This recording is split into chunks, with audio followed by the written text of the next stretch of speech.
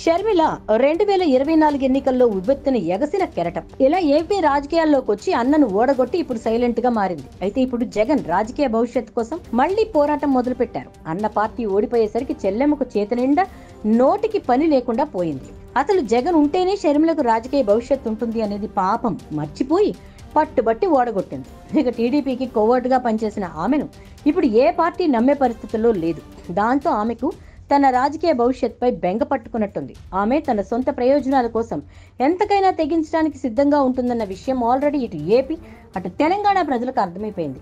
ఇక ఇప్పుడు కాంగ్రెస్ భవిష్యత్తును తాకట్టు పెట్టేందుకు కూడా షర్మిల వెనకాడటం లేదని ఏపీకి చెందిన ఆ పార్టీ నాయకులు విమర్శిస్తున్నారు. ఏపీలో ప్రతిదానికి వైసీపీ ప్రభుత్వమే కారణమని ఆమె విమర్శించడం టీడీపీ కూడా వంతపాఠం చూస్తుంటే ఏపీ ప్రజలందరికీ అర్థమవుతోంది.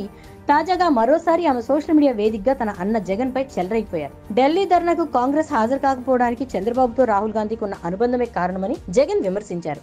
ఈ విమర్శలన్నీ షర్మిల తన రాజకీయ ఉనికి కోసమే చేస్తున్నారని ప్రత్యేకంగా చెప్పాల్సిన పని లేదు. ఒకవేళ ఇండియా కూటమిలో జగన్ కీలక భాగస్వామి అయితే రాజకీయంగా తన దారి ఏంటనేది ఆమెకు అర్థం కావడం లేదు. ఇక దిక్కు చంద్రబాబే కాబట్టి షర్మిలకు టీడీపీ తప్ప మరో ఆప్షన్ లేదు. ఒకవేళ అదే పరిస్థితి వస్తే అన్నకు వ్యతిరేకంగా టీడీపీలో చేరడానికైనా ఆమె వెనుకాడదన్న విషయం క్లియర్ గా తెలిసిపోతోంది.